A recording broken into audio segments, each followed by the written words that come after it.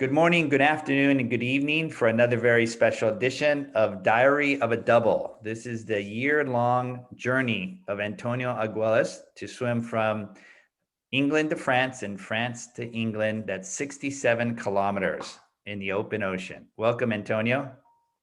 Hola, buenos días, buenas tardes, buenas noches, wherever you're seeing and listening to us. Steven, Yeah. just think, in terms of weeks, we're going back. We're in the second half of all the weeks that.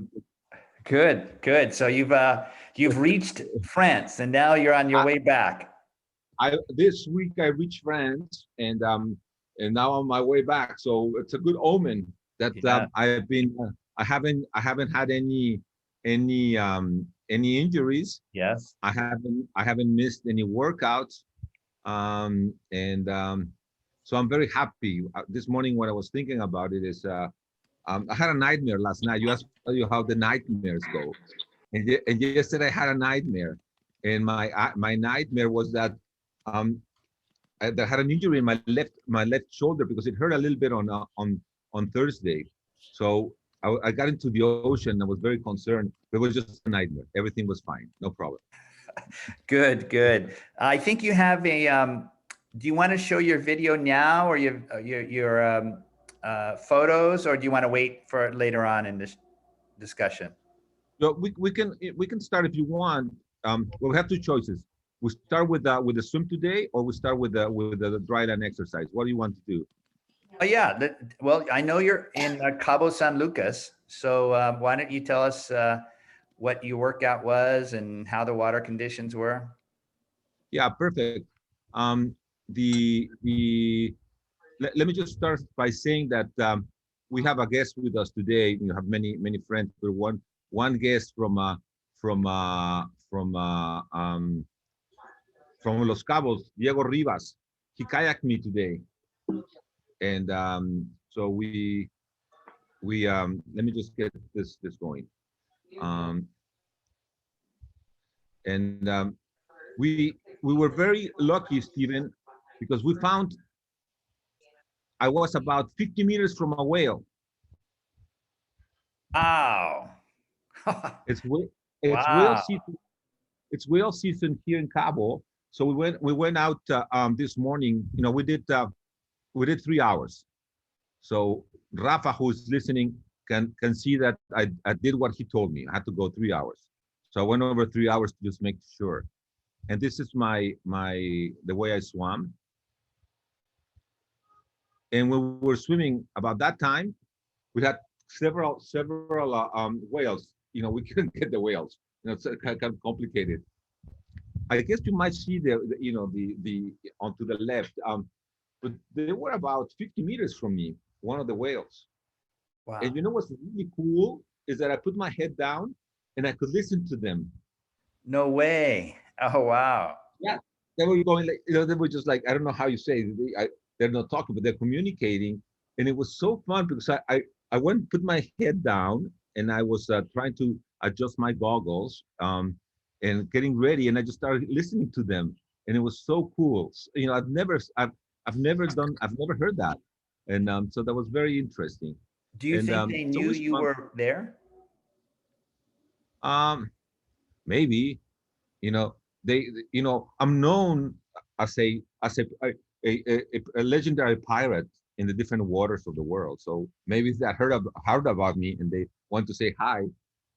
So and then it was really cool. When I got to this place, there was full of rays. Okay. Stingrays? And I could stingrays. Okay. Stingrays. So I could see them in the bottom. So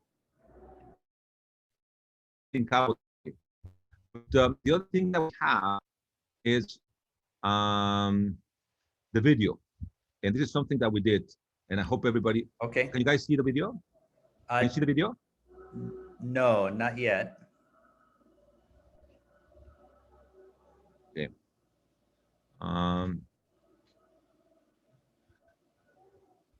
Well, the idea that Rafa, Maria Paula, who is with us today, and I had, is to make a video about my land run exercises. And if I had to say something, that's make a big difference. Now, can you see it? Yes, yes, we can. One big difference in my training with Rafa is that the land training, the strength training. So we're in the middle of the season. Buenos días. And here's what happened. Good morning. We're here in Mexico City. It's the usual time. Rafa and I started working. Say hi, Rafa. Buenos días. Buenos días a todos. We usually start at 5 o'clock in the morning, and what we want to show you today is where we are in a strength program. So we made a short film, short video, where you're going to be seeing different exercises. Rafa and I do, you know, between 2 and 4 times a week, depending on the exercises. So the first part is stretching. The second part is, working with my core and doing some strength exercises. And then we are right now in the period where we're doing, ¿cómo le llama Rafa? Pues como diciendo, fuerza de resistencia, una iniciación a la fuerza. We're starting with the resistance in our strength program. So that's the last part of the video. And tomorrow when we are in the program, if you have questions, Rafa will be there and can explain everybody what we're doing. We just want to show how he beats me. And you will see what he does with this. He was not, when I don't behave in the pool, he did something different than what he did today. So pleasure that you are with us today, and we'll talk more tomorrow. Bye.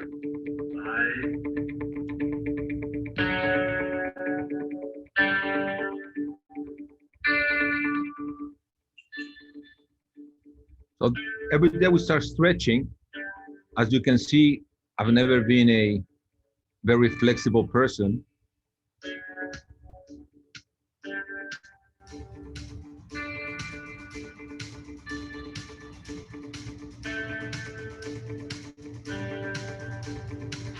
But this is the best part. This is the one I really like because it's stretching in the morning, and Rafa helps me a lot.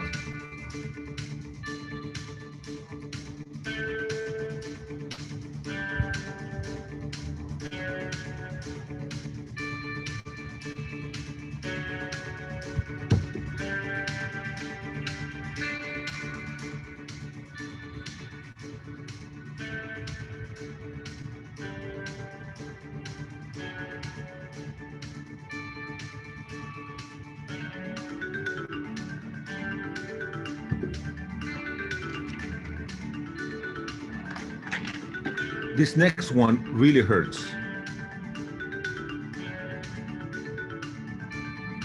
That really hurts. And this is nice when he does with the roller.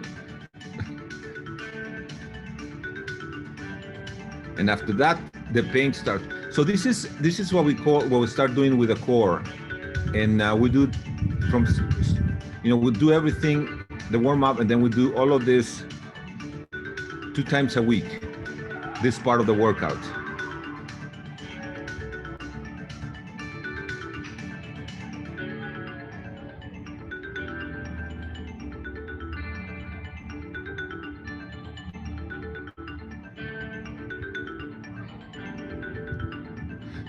Before when I used to swim, one of my biggest problems was the pain in the lower back. And all these exercises have helped me to do much better in when I'm swimming.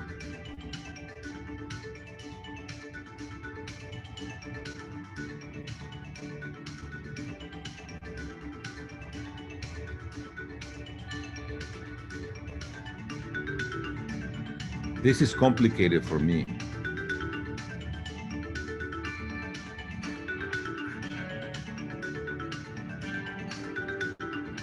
This one took me a while to be able to master it.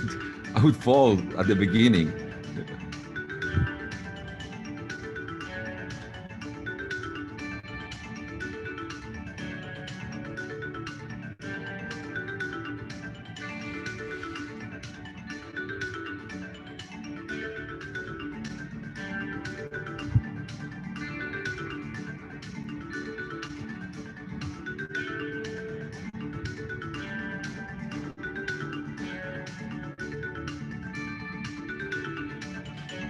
This is the worst. I hate this one. This is like eating broccoli. This one I like. Now, from when we start using the machine, that's the weights that we do 2 times a week right now.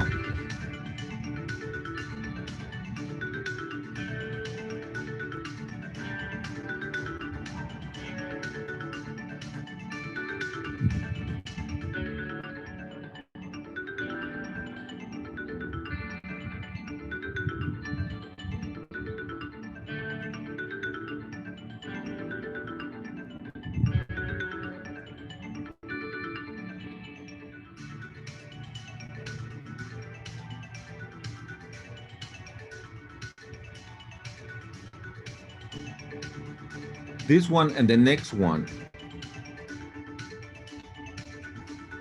I remember them all day when I go up the stairs.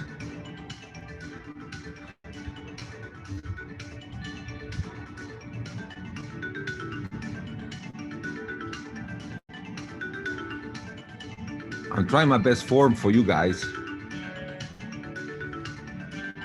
They're all great.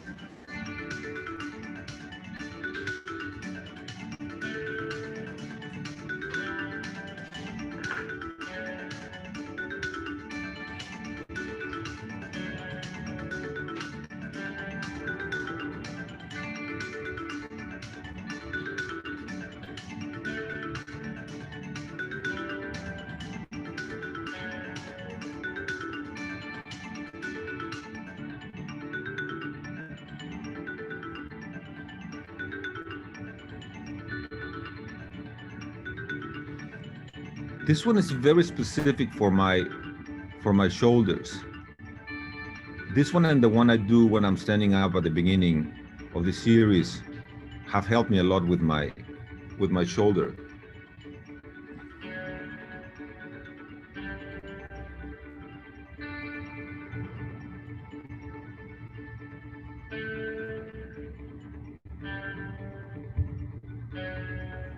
Finally, we're finished. Pain is over. This picture was Maria Paula's addition. Yeah. How long was that session on average? The whole session usually takes us about an hour 10 minutes. Okay. And so initially you're doing stretching, and then that strength training portion and the core portion, how long is that, each of those? What we do, what happens is that the stretching takes about 20 minutes, and then we do about 40 to 45 minutes either of core or weights. Okay. So it's it's 4 hours, 3 hours of strength a week. Yeah. So if we look at your total program, you have your pool workouts, you have the practices in the open water, the ocean, you have your dry land training that's segmented, and then on Sunday you have your long walks. Is that comprised of your entire preparation? No, on Wednesdays and on Fridays, I go and work with my mental coach. Okay. Okay. Yeah, Wednesday and Fridays. We usually start all the workouts at 5 o'clock in the morning. Yeah. So at 5 o'clock in the morning, or is with Jaime at 5 o'clock in the morning, and after that, it's either at the house or at Jaime's house, and then we go to the pool. Yeah. If you had to do a percentage, how much of your total training and mental preparation time, how much is in the water and how much is on dry land? Is it like 80-20? Is it 60-40? Oh, it's about 80-20. 80-20. And yeah. We all know in the athletic and especially the open water swimming world, we always talk about that 80% is mental and 20% is physical. But in reality, we're doing the mental as we're training also.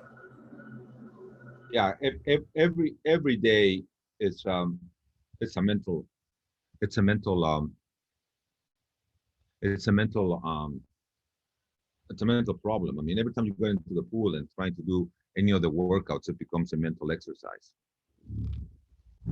And throughout the season, is this percentage changing? Are you spending more time in the water as you get further and further, or are you keeping it relatively the same throughout this entire year? No, let me ask Rafa. I think Rafa is gone. Once we get. Sí, aquí estoy. Oye, Rafa, cuando nos estamos acercando a la prueba, ¿cómo cambia el porcentaje? Hacemos menos pesas, ¿verdad? Bueno, cambiamos las pesas por entrenamiento mucho más específico de fuerza. O sea, lo que cambia en la etapa son los ejercicios y los métodos, no la cantidad, ¿sí? No, we stay pretty flat along the year, and the difference that we do with the weights is just the specificity of the weights.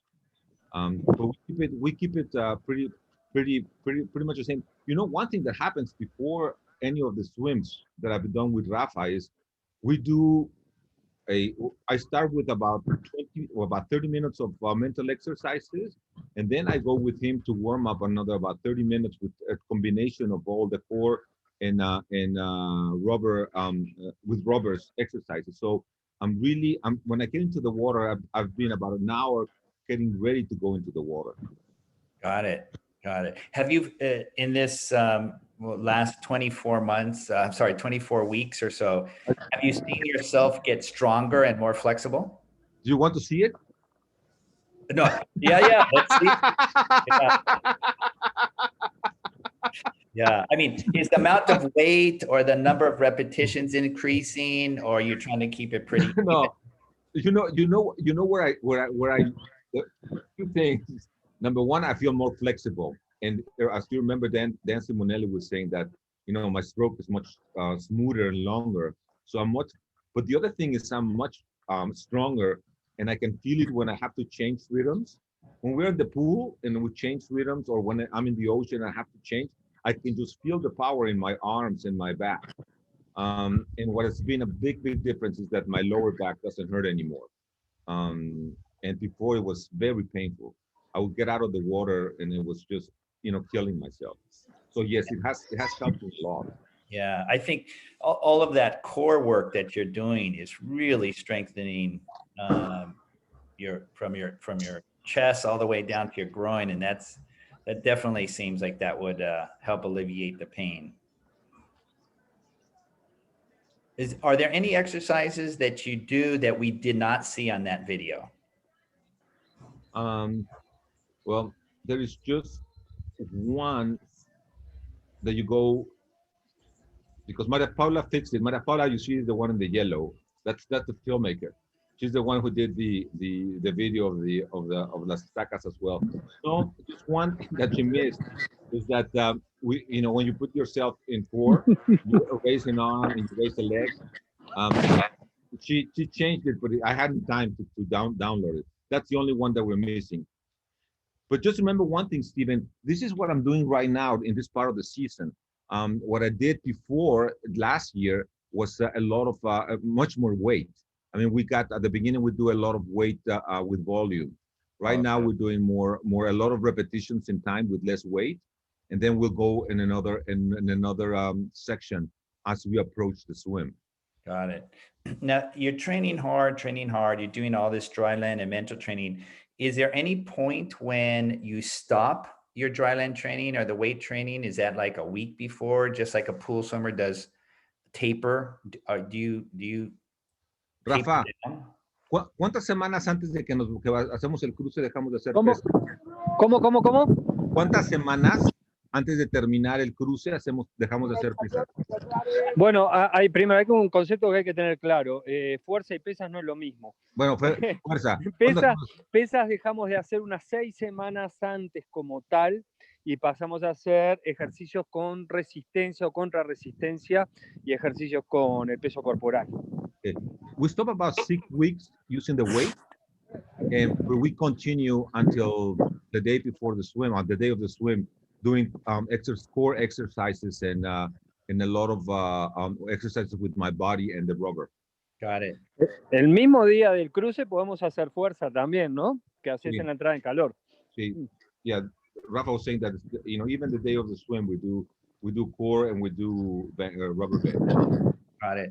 And then we saw you do this hour-long dryland training. We know how hard you're swimming in the ocean and the pool.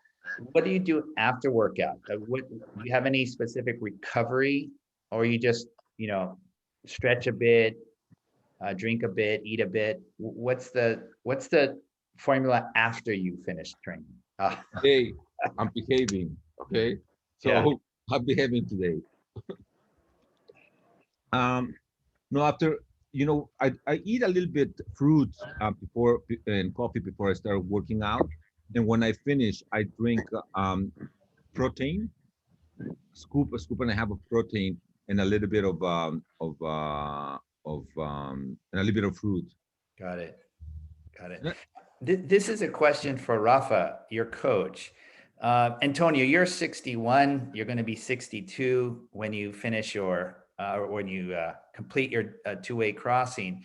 If Rafa had you as a 30-year-old, would there be any difference between Antonio at 30 years old and Antonio at 61 years old in terms of this training volume? No, that's a wrong question, Steven. We have to say that the new 40s are the 60s of today. No. So that would be the comparison. No, Okay. I'll ask Rafa. ¿Sí le entendiste, Rafa, o te la traduzco? Sí, pero hacémela de nuevo para no errar. Oye, dice que si tú fueras si tú me estuvieras entrenando si me hubieras entrenado a los 30 años, si hubiera sido diferente el entrenamiento a como me entrenas hoy. Sí, definitivamente. Hoy hubo que pasar por un trabajo de prevención de lesión y de construcción de la masa muscular mucho más fuerte que lo hubiéramos hecho a los 30 años. Nos llevó casi un año hacer todo eso. So the big difference is that Rafa had to work a lot on my muscles, strengthening my muscles, because it will be totally different when you're 30 than when you're 60. So it took us about a year Y la prevención de lesión. to get especially to prevent injuries. So he had to work with me, and it took us about a year to take me out of all the injuries that I had and build my muscles so they could resist. Got it. Got it. And then we did have a question from Ellis. What is an example of a mental training or mental exercise? I do three things. One of them is to have to get my mind just to be blank, and that is needed for the future, for the next exercises. The second one is I do qigong, which is a series of exercises, and I do when I really, what we've seen is that when Rafa wants me to be very smooth in the water, he asks me to do qigong. I'm do that, and I for some reason I just go very relaxed. And then there's another one that gives me a lot of strength and helps me with the cold. Is that I imagine my dragon. I work with my dragon. Okay. And when I go with my coach, we do a lot of we meditate and the breathing and a lot of visualization. A lot of visualization. Got it. Now, Antonio, you're a busy guy. You're a creative guy. You're a businessman. You do so many things. How do you clear your mind? I think that would be very difficult for you. Yeah, very difficult. Yeah, very difficult. But I have a friend who we went to a training with Jaime, and her comment was that it was the first time that she saw me being quiet for an hour and not moving. Yes, he has that power on my mind. He helps me a lot. When I do it by myself, it's more complicated. But when I'm with him, we really go deep, and I can do that. Yeah. But Are you in a quiet room, in a dark room? yeah, You close your eyes? close their eyes all the time, quiet room. It's 5 o'clock in the morning. His house, he lives in an apartment, a very nice apartment. And you overlook at the city, which is, it's really beautiful. But Yeah. that brings me a lot of calmness. But the other thing that has helped me a lot with the years, Stephen, and I don't know if this happens to any of our friends that are listening right now. In my first swim, I remember my first crossing.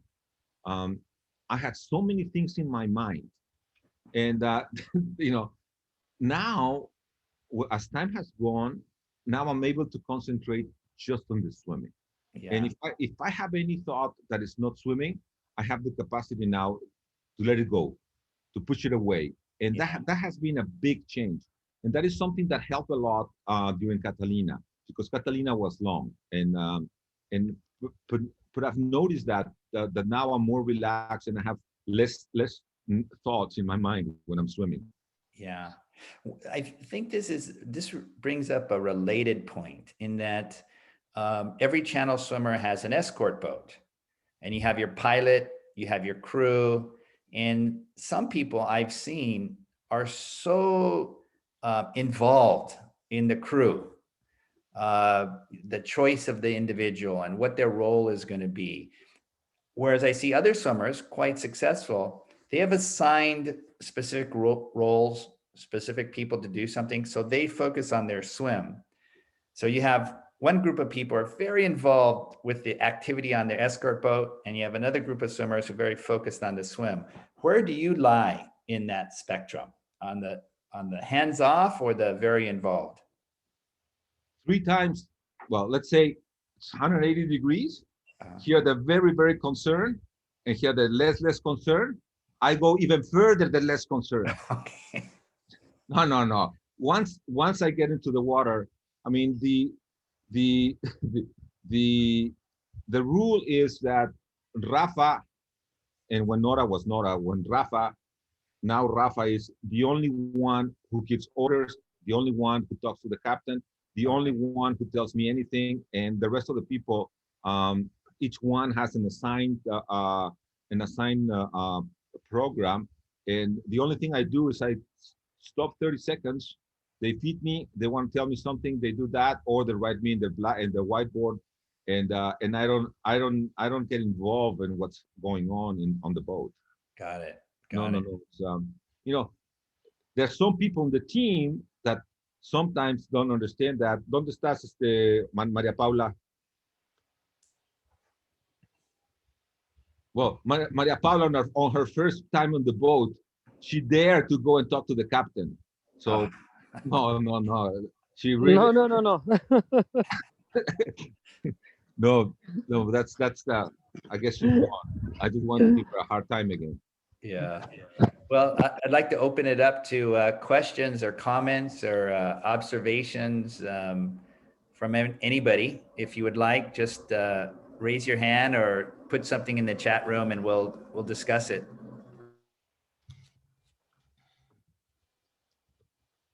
Brian, how are you? Hi. Very good, Antonio. It's always wonderful listening to these sessions. Stephen has such a wide range of questions always that makes it so interesting. I love these questions about mental preparation.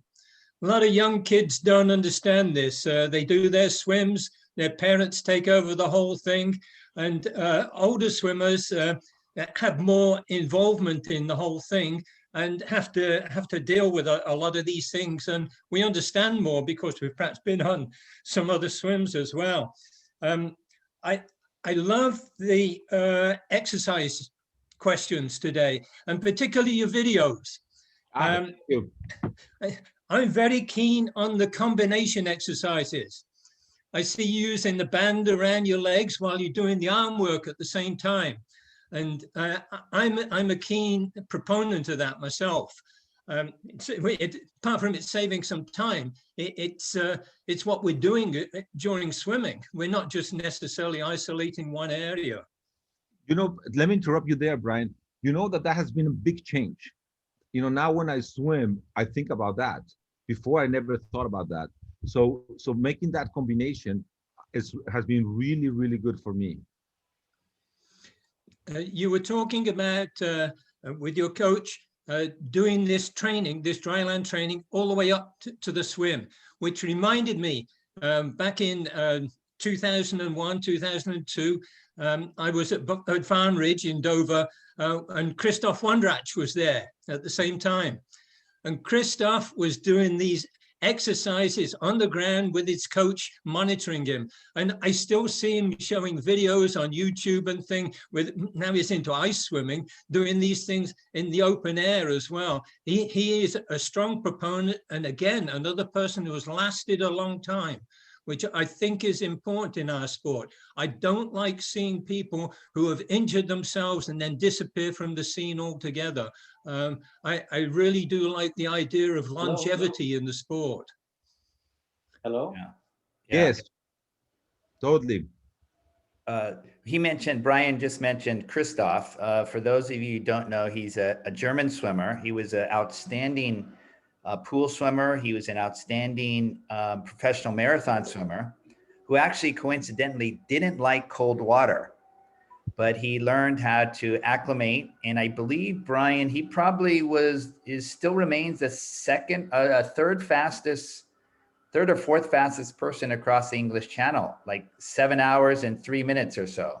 And now he's in his 50s and is a very accomplished ice swimmer. Just some background on. He went to the dark side. Yeah. Yeah. Well, Antonio, what do we have for you next week? What's on the schedule? Well, next week it's gonna be. I'm staying here until almost at the end of the week. Okay.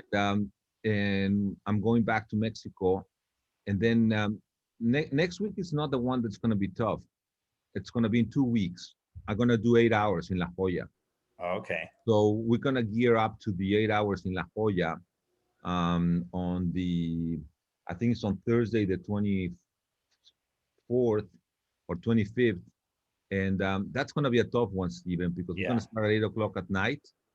We're gonna go for 4 hours, rest 4 hours, go for 2 hours, rest 2 hours, go for 2 hours. Oh, wow. And this is to gear up for the 24-hour swim in May.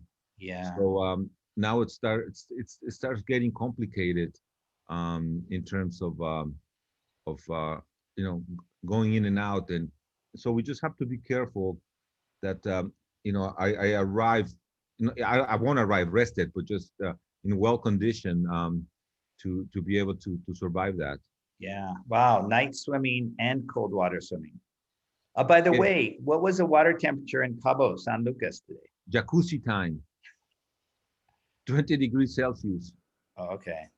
Yeah, it was very nice. Very disappointing that it wasn't colder.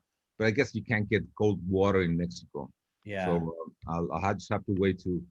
Well, hopefully there'll be 15 in La Jolla. Let's not have 14, Stephen. 14 is a lot of pain. Yeah. Yeah. Well, Antonio, another week gone, another week of great training. And thank you for sharing your video and all your dry land and mental training. That was much appreciated. Thank you. I'll see you guys next week. Bye, everybody. Have a great long weekend.